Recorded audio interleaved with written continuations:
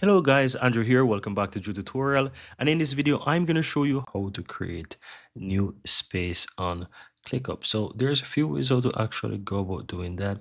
If you look to the lower left hand side, you'll find a section for spaces.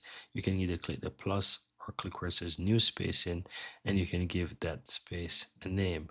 Right. Alternatively, if you click the settings on the upper right hand side and go to settings from here, you will see on the left hand side that there's an option that says spaces. If you click on that, it's going to show your current space that you have or spaces that you have, and you can click on new space from here as well. Give this space a name.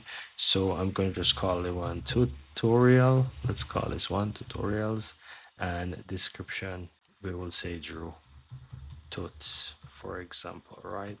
And here we want to set the permission as well, so you can choose whatever. So I'm going to say full edit and mark as private no, but I'm going to click and continue.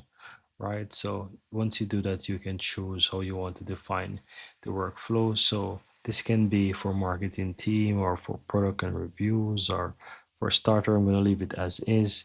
I'm going to leave everything really as is right now and click on create a space. And once I create the space, you will see that I have two new space under this section. And that's pretty much really it, guys. Very easy and very simple.